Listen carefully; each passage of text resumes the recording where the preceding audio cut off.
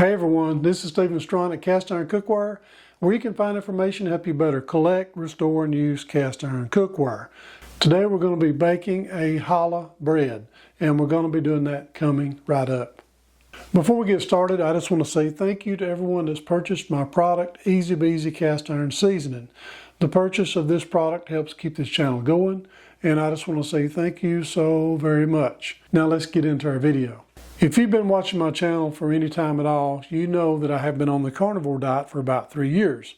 So hopefully in the next few days I will be posting a carnivore update video just to kind of share the journey that I've been on and the benefits and just all the ins and outs on the carnivore diet. I have modified it somewhat in the last couple of months.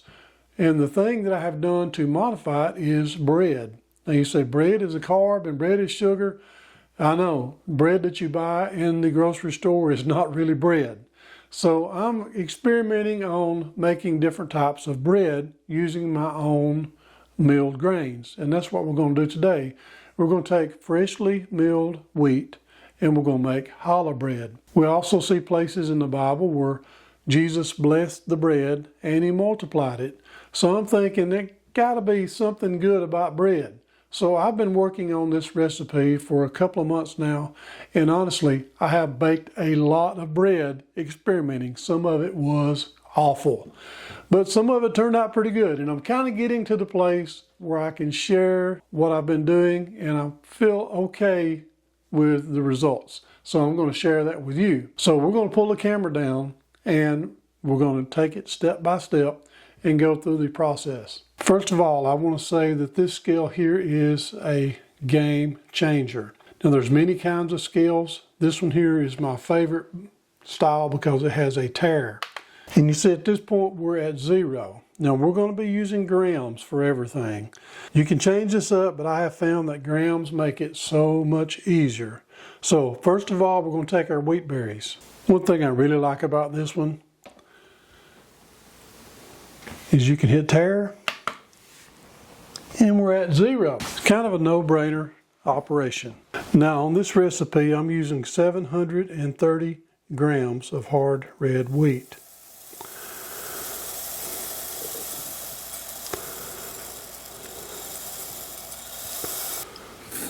There we go. Next thing up is we're going to mill our wheat. And one of the reasons why I love this is really nutrient dense. It's not been bleached. It's not been sprayed with folic acid and all the stuff, the chemicals. This is organic wheat berries.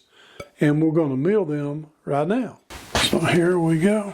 And just to keep them from splashing everywhere, I'm going to start off with just a little bit.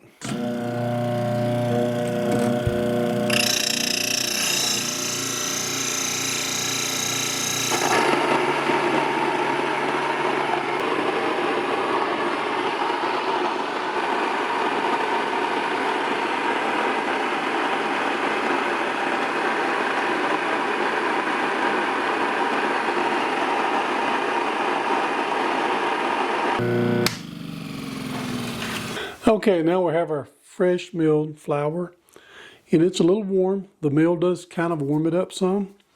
So we're going to set this aside. We're going to pull the camera down and we're going to start working on our wet ingredients. And what I like about using this scale is I can go ahead and just put my mixing bowl on here and hit tare, and I'm down to 0. Now I'm going to be using warm filtered water. The reason why I say filtered, I would like to not have so much chlorine in it. And we're going to use 400 grams.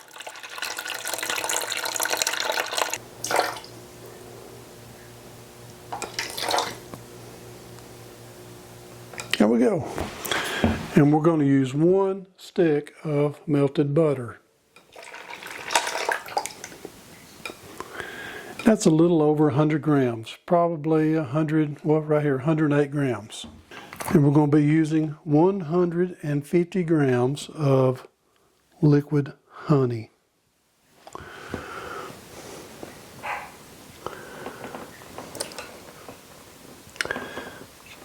That's kind of the maximum I found when I use more honey, if I want to make it sweeter, it winds up being sticky, and it's a real bear to work with. You try to keep these measurements exact as you can, but if you go over a gram or so, it's not a big deal. Or if you go under a gram or so.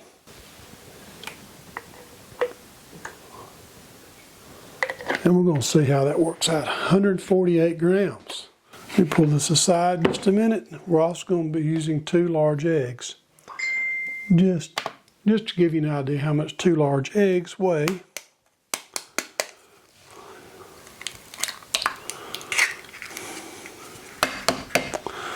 And I like to crack them in a separate container. We're at 109 grams. And we're going to drop these into our mix.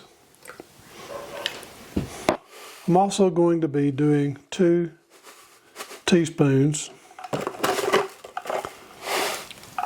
of course salt. I'm using Redmond's real salt.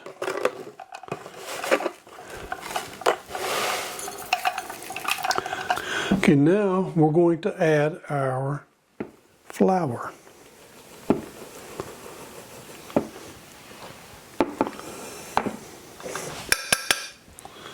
Okay, now this is the point where we do something a little differently than we normally would with regular store-bought flour. We're going to put this on our mixer. We're going to mix it up probably for about 2 minutes. Make sure that it's mixed up really well. We're going to let it set for 30 minutes. So let me see if I can pull our camera over here to our mixer, and we're just going to mix it on low for about 2 minutes.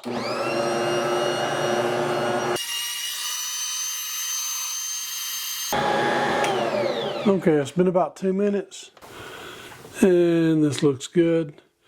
And I'm going to let this set for 30 minutes.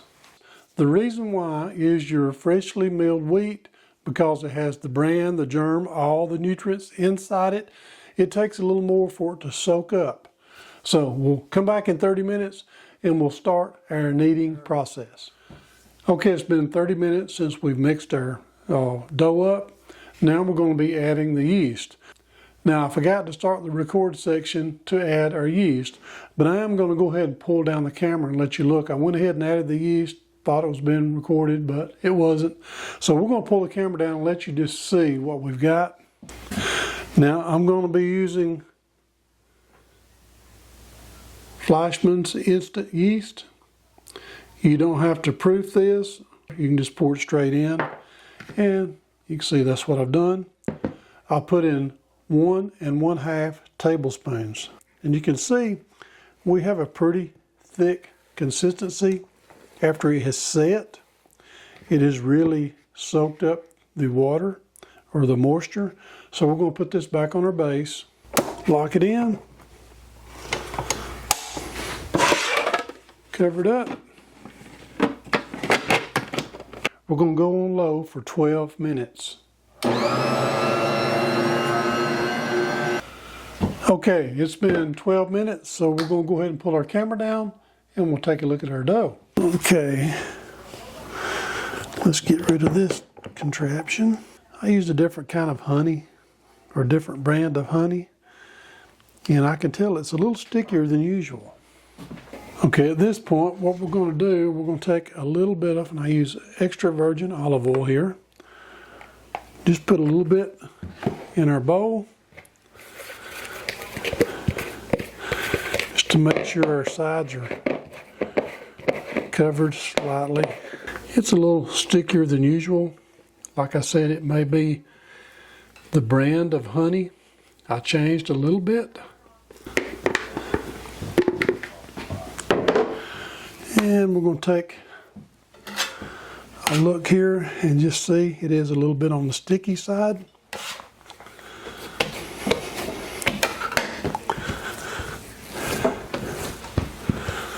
Like that. At this point,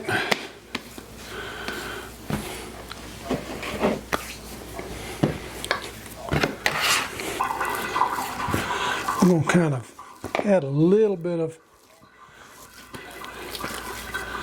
tension to it. Just kind of roll it.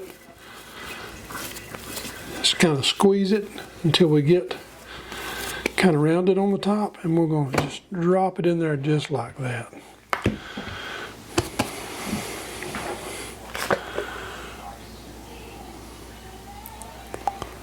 Put a couple drops of oil on top. We're going to cover this up.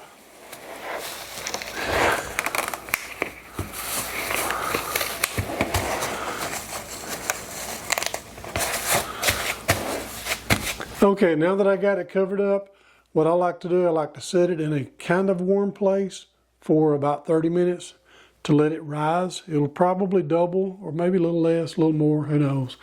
But it's somewhere around double in size.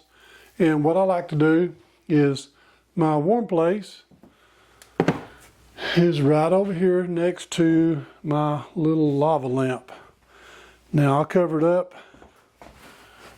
with a towel. Also, a lava lamp is a real big fire hazard. I don't leave this thing on. Only when I'm working in the studio do I even leave it on. So it's going to be a little bit warm right there close to the lava lamp. Then after 30 minutes, we're going to come back. We're going to start making our challah. So see you in 30 minutes. Okay, we've got it out, and as you can see, it's reaching the top, and it has basically doubled in size. So we're going to pull the camera down, and we're going to separate this thing out, and we're going to braid some challah. Okay.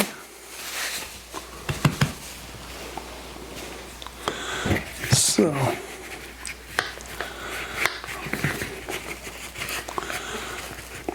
kind of break it loose from the side.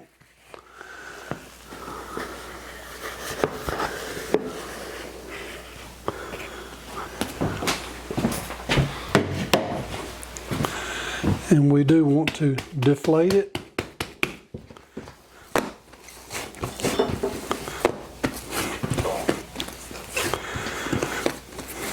Okay, it's a lot less sticky. So we're making 2 challahs, and we're going to do 4-piece braids for each one. So what I like to do is try to pretty much go halfway. We'll put this one aside for a moment, and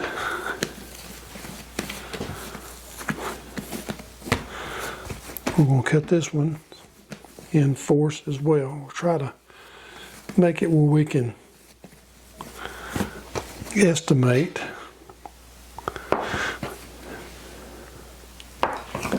So we can get nice, even quarters.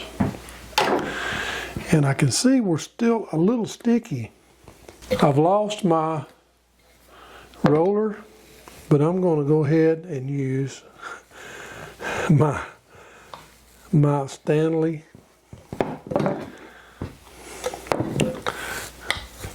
coffee thermos. And I have washed it, so we're good. So we're going to roll this out.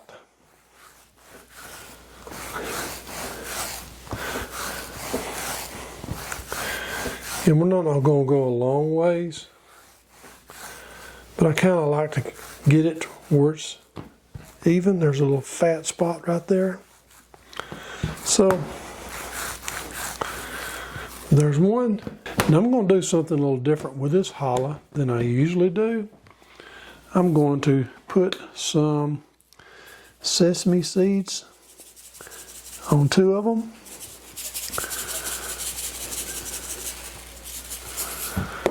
And I'm just going to roll it into them.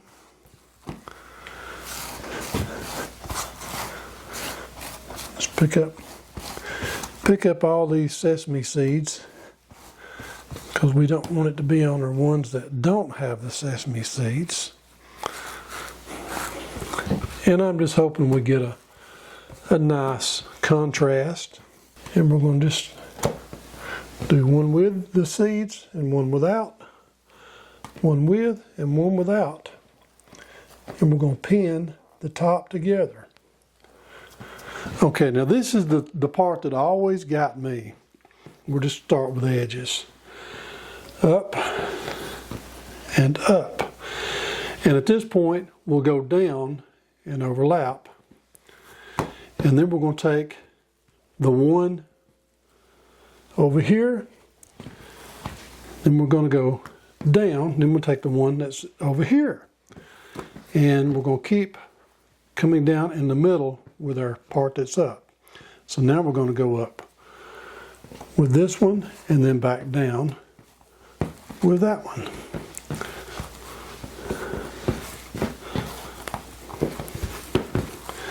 See the pattern?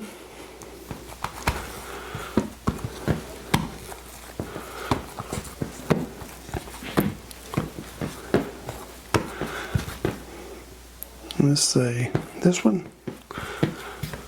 No.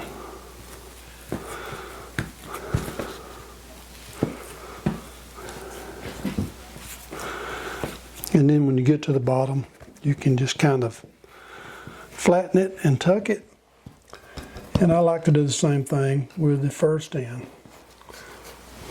Okay, at this point, we're going to be using our Lodge BW15PP, which is basically a pizza pan. We'll set it right here. And we're going to butter this so we don't have sticking. And I'm just going to use my hands, since I'm using my hands already.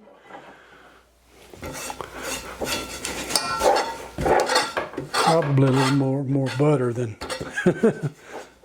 I want to get on there, but it's okay. A little butter ain't going to hurt anything.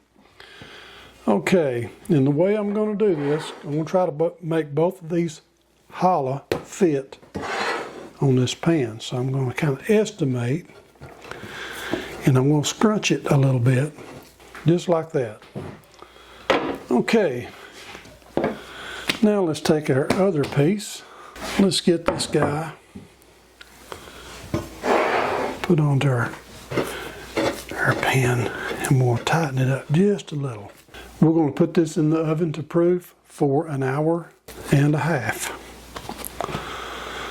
Okay, I turned my oven on for about 2 or 3 minutes just to kind of get it warm. Now, I have seen people take a pan of hot water and put it in the oven with it to kind of keep it warm and letting it kind of relax a little bit and rise a little bit. So we're going to come back and check this in about an hour and a half. It's been 1 hour and a half since I've been proofing, and I had it inside my oven where it was a little bit warm.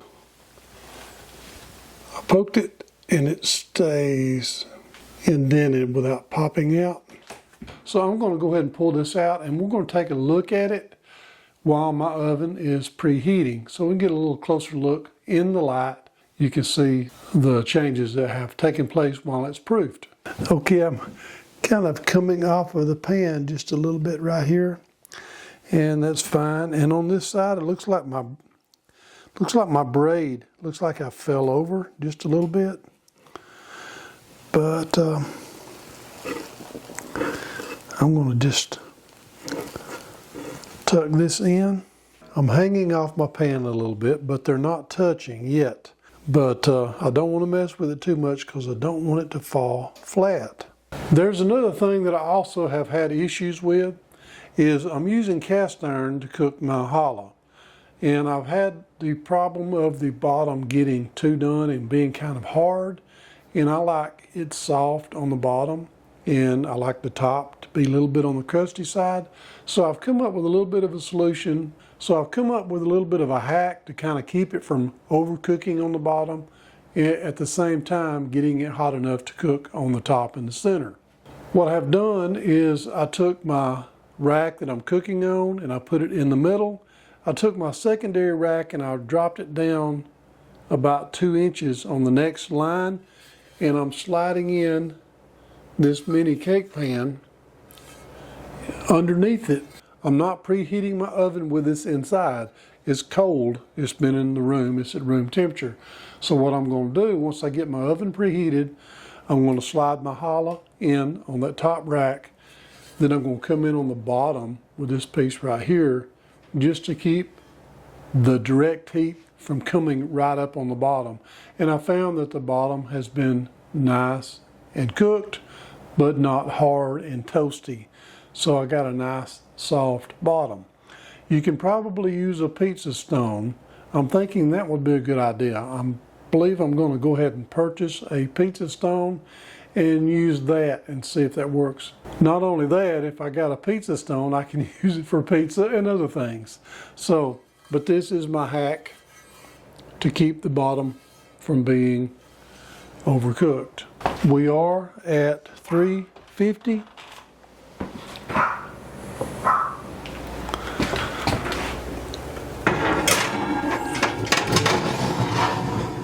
Slide it to the center,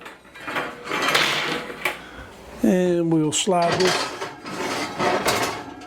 right in there. Careful not to get burned.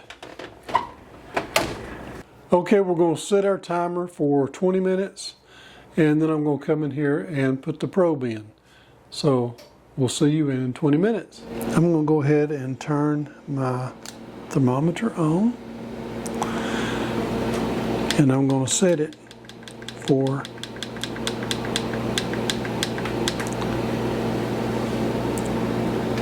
190 degrees. I'm going to do this kind of quick. I'm going to find the really fat part, and I'm going to stick it in there and set it to the side. Of course, right now we're at 153. It's going to go up pretty quick. 154. So we have 36 more degrees to go. And we're just going to set this to the side. And here is our challah. So I've already got some butter that has been melted. So I'm going to slather this stuff on.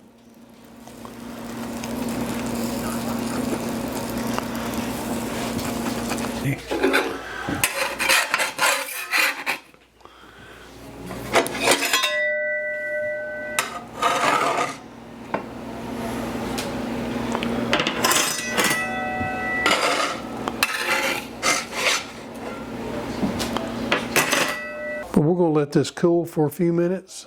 Okay, usually when we have this come out of the oven, the first loaf goes so fast it doesn't have time to cool off. I'm going to go ahead and break off a piece. That is so good.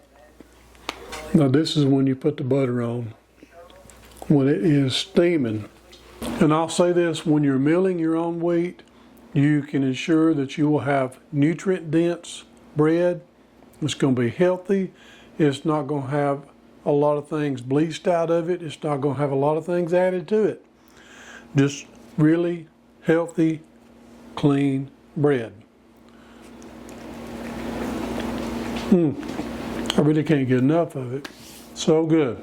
So I hope that you've enjoyed this video, and if you have, please don't forget to subscribe, hit the notification bell, and I promise I'll keep more coming.